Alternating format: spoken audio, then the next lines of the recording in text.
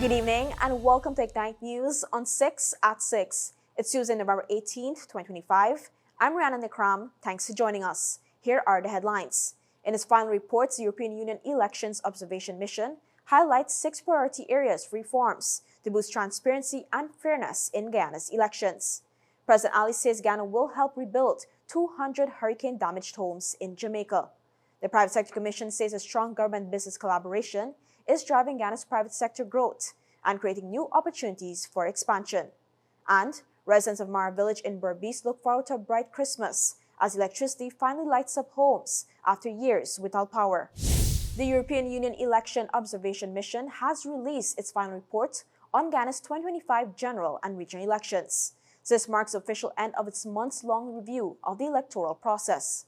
Chief Observer Robert Bidron, a member of the European Parliament, shared the findings and recommendations at a press conference at the Pegasus Suites and Corporate Center in Georgetown earlier today. Of 18 recommendations, the mission highlighted 6 as priority, noting ongoing challenges and gaps that need attention. We heard repeatedly that people did not fully trust the voter list. Updating the list using the most recent population statistics and data from all relevant state institutions and linking these to ongoing digitalization efforts could enhance confidence overall. Bidron said the recommendations aim to contribute to reforms which can strengthen the process and further enhance transparency, inclusiveness, and accountability. Our 6 and less priority recommendations, putting the Data Protection Act fully into practice and creating a visible, accountable data protection office would reassure citizens that their personal information cannot be misused for political purposes. The report notes that the legal framework is broadly adequate and that recent reforms, including real-time online statements of poll, mark significant improvements for transparency and traceability of results. It concludes that while the elections took place in context of deep political polarization, the polls were peaceful and well-run.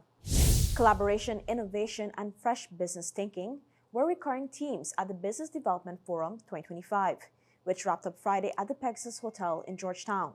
The two-day event was hosted by the Georgetown Chamber of Commerce and Industry. Entrepreneur Gregory Shaw, widely known on social media for his creative ideas, delivered a motivational address reflecting on his journey in business.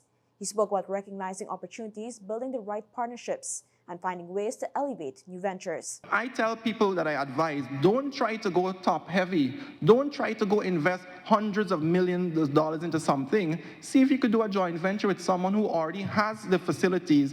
I met with someone from the Ministry of Agriculture recently, and I'm into agro-processing. And he says, Greg, why do you want to go invest $80 million in an agro-processing facility in Essequibo when the Guyana School of Agriculture has all the equipment there and it's available for farmers and agro-processors to use for free? Shaw urged upcoming entrepreneurs to tap into the wide range of possibilities emerging across Guyana's economy. Ignite Television General Manager Ramona Luti also addressed the gathering with a presentation titled Finding Our Voice, Media, Business, and the Future in Guyana. She highlighted how the media can strengthen investor confidence, support truthful storytelling, and work alongside the private sector. Businesses and media need each other more than ever. A strong, credible media ecosystem helps businesses grow. It creates trust, stabilizes the market, and protects reputations. What's a hopeful part? We can build a media ecosystem in Guyana that is innovative, modern, locally grounded, regionally connected, and globally confident. The private sector can help by supporting credible journalism, investing in platforms that understand the local audience, and collaborating with media houses to strengthen storytelling standards. Speakers agree that building strong networks and working together across sectors will be key to driving the next wave of business growth in Guyana. President Dr. Irfan Ali has announced that Guyana will mobilize manpower, materials, and other resources to help provide roofs for 200 homes in Jamaica damaged by Hurricane Melissa. The commitment comes after his visit to several storm-hit communities in western Jamaica, where he toured the devastation with Prime Minister Andrew Holness and CARICOM heads.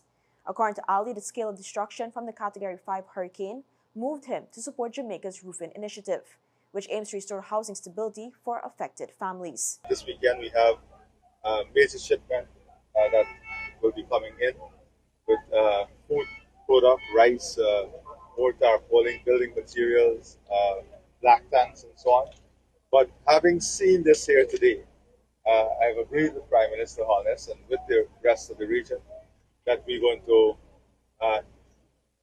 in a very quick manner, mobilize resources, that is the manpower, and also the material and whatever is needed to start with having 200 roofs completely redone. He added that another shipment of relief supplies, including tarpaulins, building materials, and water tanks, will soon be sent from Guyana. The president also praised the resilience of the Jamaican people and said Guyana wants to ease the burden on families as the Christmas season approaches. Brigadier Williams and the team here, the Member of Parliament, we're going to work with Prime Minister Holness and his team on ensuring that as quickly as possible. I think Prime Minister Holness has set himself a very tight schedule, that is to ensure that whether if it's through roof replacement or the tarps, that we have everybody at least under some form of shelter before the Christmas holidays. And I think that's a remarkable target, and we're going to try as far as possible to see how we can support that. A full Guyana Defense Force team will be deployed as part of the wider CARICOM mission. Dr. Ali said his support reflects Guyana's deep solidarity with Jamaica and the Caribbean, especially in moments of disaster and humanitarian need. Guyana and Belize showcased their joint climate resilience efforts at the COP30 Caribbean Climate Action event in Belém, Brazil. The two countries highlighted their collaboration on nationally determined contributions and REDD+ initiatives. Minister Vanessa Ben led Guyana's delegation outlining progress on NDC implementation, the Ghana-Norway REDD+ partnership, and the country's work in global carbon markets. A joint video reinforced a shared regional message. A ministerial panel also discussed achievements, gaps, and opportunities in climate action, while donors and private sector partners outlined financing options to support adaptation, mitigation, and resilience. Both nations stressed the need for deeper regional cooperation, stronger international backing, and new partnerships. They plan to expand engagement with potential dual events in the COP blue and green zones, increased youth involvement, and coordinated media campaign. Key takeaways from the showcase include a policy brief, a booklet, and a summary highlighting regional financing gaps, all addressing the shared vulnerabilities faced by indigenous and rural communities. When returned, government support is fueling the growth of the local private sector.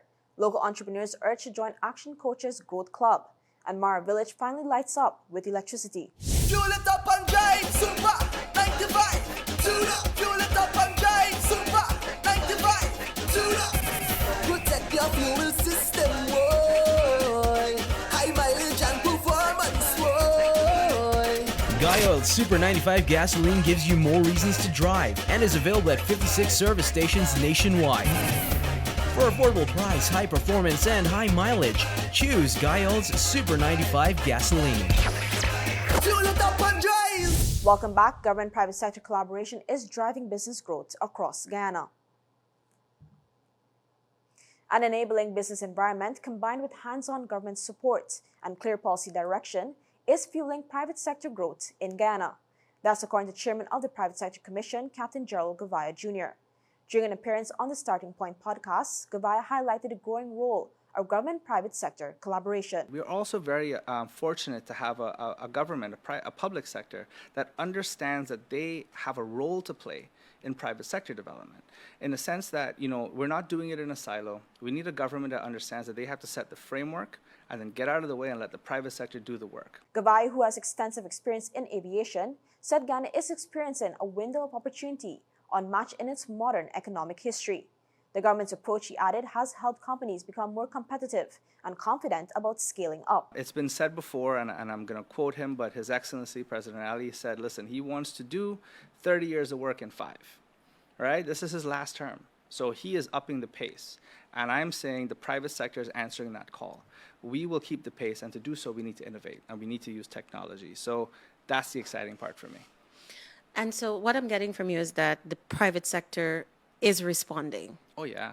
Okay. Oh, absolutely. And it goes from the very large companies as well, which really makes up the backbone of the private sector. The very large, distributing companies, the very large banks, and so on. He noted that the strongest momentum comes from large companies, major distributors, top-tier banks, and regional chambers, which form the backbone of private enterprise. Their response reflects a motivated, results-driven business community. Action Invest Caribbean Inc. is encouraging local entrepreneurs to sign up for Growth Club, Action Coach's quarterly strategic planning workshop. The full-day session takes place on November 29th at the World Trade Center, Georgetown, and will offer guided coaching, networking, and personalized 90-day action plan to help businesses strengthen operations and boost competitiveness. The call comes on the heels of ACI's recent business growth seminar, hosted with the World Trade Center, the Institute of Private Enterprise Development, IPED, and Demerara Bank. The seminar brought together business leaders for hands-on training using globally recognized frameworks, such as the 6 steps to massive results and the 5 ways to grow a business, which were delivered by Business Master Coach Dr. Vishnu Durga. During the seminar, IPED's marketing manager, Robert Williams, highlighted the financing and advisory services available for small businesses, while Dr. Durga emphasized the importance of collaboration in building a stronger business ecosystem. World Trade Center Executive Director Wesley Curtin also reaffirmed the center's ongoing commitment to supporting entrepreneurs through training and capacity building. After years of waiting, the remote village of Mara on the east bank of Berbice has finally been connected to the national electricity grid. Residents told Ignite News this is more than just a convenience. It's a long-awaited gift that will transform daily life. Families are looking forward to a brighter, more festive Christmas, with homes now lit by steady, reliable electricity instead of dim solar lamps or candles. Timothy Bacchus reflected on the profound impact electricity has had on his family. Just want to thank the government for the current, and the current is like much better now, and back then it wasn't such easy without current. There was solar light and lamp and other stuff. Now you could use fridge, you could raise your kids when you go to school, you could get iron, you could use other things. Kamini Devi Suknanan recounted the challenges of living without electricity. When rainy, you can use the solar just in the sunshine. Then yes, it's be hard like for person in children clothes. Like everybody like the little TV and so right. You don't get it sometimes. Even the light that's puzzle you. Even if the children want to study in the night, when they get homework and then come, you don't get light and anything, And they're not able with the lamp, Now we have the current. I'm so grateful that I have this current. It's really helpful for me and my family. Well, I like to thank the government because he is the one who make we get it. While Divika Bolo echoed the gratitude of many, recalling 13 years without electricity. Without the light, we used to punish a lot for getting light. Like for the children, them doing homework, nighttime, it's be hard. We don't have light. Now I'm getting the light. They will be able to do anything in the night what they want to do. And now we can able to have a fridge, we can able to have a TV for them. Things like that. Thing for used to go school and used to go to school with mashed clothes. Now they can go to school with their clothes neat, we can iron it. It's a nice thing because I'm living here. I'm married here like 13 years now without no light, and now I'm thankful. My husband live here since he was like a baby, grew up without light, and now we have light. Some households are still in the process of wiring their homes, while many others are already enjoying the benefits of electricity. When we come back, Ghana's women's basketball team commended. The Chess Federation re-elects its executive, and Kamala Prasad Bisesar says Trinidad and Tobago territory will not be used to launch any attack against Venezuela. Your business is built on hard work, vision, and the drive to succeed. At GBTI, we understand what it takes to grow. That's why we offer Grow, a small business service designed to help your business expand, adapt, and reach its full potential. From new opportunities to new milestones, we're here to support you every step of the way. Grow from GBTI. Progress starts here. You're watching Night News on 6 at 6. Thanks for staying with us. The Ghana Basketball Federation is praising the women's team for the silver medal at the Caribbean Championship. Vice President of the Ghana Basketball Federation, Roll Tony, has commended the performance of the women's team, which copped a silver medal at the recently concluded Women's Caribbean Basketball Championship. From a federation perspective, we feel the joy seeing, put aside the hard work that we've been doing in the background, just seeing these players going out there having fun, representing Guyana, their families coming out to represent Guyana. and being able to do so at a high level. The championship was hosted at the Cliff Anderson Sports Hall, and Tony lauded the support provided by the Ministry of Culture, Youth and Sport, and by extension, the government of Guyana. First off, Corporate Guyana played its part, but shout out to the Ministry of Culture, Youth and Sport, the government of Guyana, particularly Minister within the Ministry of Culture, Youth and Sport, Stephen Jacobs. He's been foot to foot behind us in ensuring that we got everything we needed, Mr. Ramson as well. So big thank you from the Guyana Basketball Federation to the Ministry of Culture, Youth and Sport, and the government of Guyana. The silver medal for Guyana also guaranteed the ladies a spot in the 2026 Central Basket Championships. Anand Raghunath will continue to lead the Guyana Chess Federation after being returned unopposed as president for the 2025 to 2027 term. The decision came during the Federation's virtual national conference on November 16th. His entire executive slate was also re-elected, including Vice President Irshad Mohammed, Company Secretary Marcia Lee, and Directors Lars Natu, Davian Mars, Shivnand Lal, and Yolanda Sami. The committee welcomed one new face, Roberto Nito. Speaking after his re-election, Raghunath pointed to major gains over the past 2 years, stronger ties with International Chess Federation and the America's Chess Confederation, expanded membership, and big progress in the Chess in Education program, which has reached more than 2,000 students. He also highlighted successes like the CARICOM Classic and growing chess access in special education schools. Financial updates showed strong support from International Chess Federation, the government, and corporate sponsors. The new board says its next priority is to take chess to even more communities nationwide.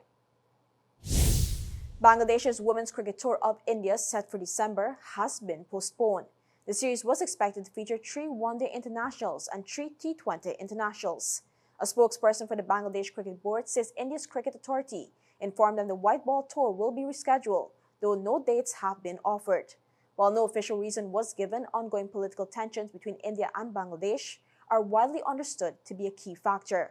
The tour was part of the ICC's Future Tours program and would have been India's final outing before the Women's Premier League. It also would have marked the start of the new Women's ODI Championship cycle for both teams. The matches were slated for Kolkata and Cuttack. Similarly, India's Men's White Ball Tour of Bangladesh, originally planned for August 2025, has already been pushed to summer 2026 due to scheduling pressures and international commitments. In the region, Prime Minister Kamala Prasad-Bisesar says Trinidad and Tobago will not allow its territory to be used by the United States to launch any attack against Venezuela. She was responding to criticism from former Prime Minister Dr. Keith Rowley, who questioned the government's approach to rising U.S.-Venezuela tensions. Prasad-Bisesar said Rowley is entitled to his view, but insisted the facts do not support his claims. She also pointed out that Rowley himself signed an updated status of forces agreement that requires cooperation with U.S. military training. With the USS Gerald R. Ford now in the region and U.S. Marines training with the TNT Defense Force, she stressed that no request has been made for any military action involving Venezuela. Prasad-Bisesar said Trinidad and Tobago remains sovereign, will always act in its own national interest, and support partners fighting drug and gun trafficking. But she made it clear the country will not participate in anything that harms the Venezuelan people or threatens peaceful relations.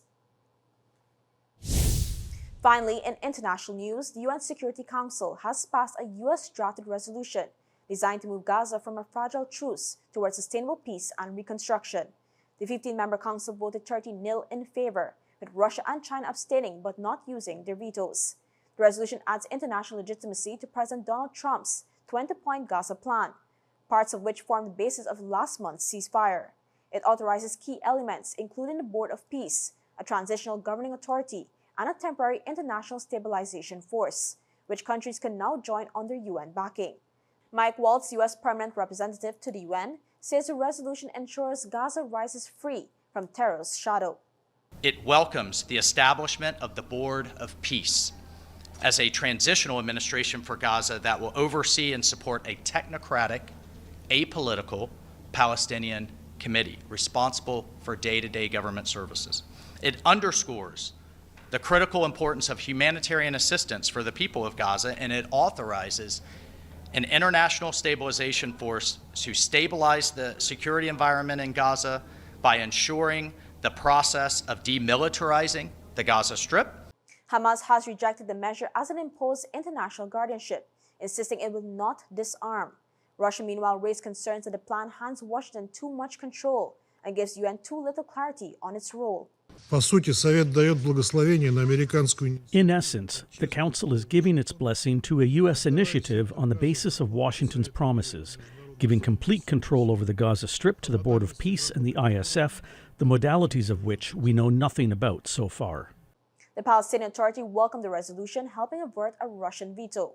But its reference to a possible pathway to Palestinian statehood has sparked controversy in Israel, where Prime Minister Benjamin Netanyahu insists he remains opposed and vows Gaza will be demilitarized the easy way or the hard way. And that's all for this edition of Ignite News on 6 at 6. For more stories, visit ignitenews.com or follow us on social media.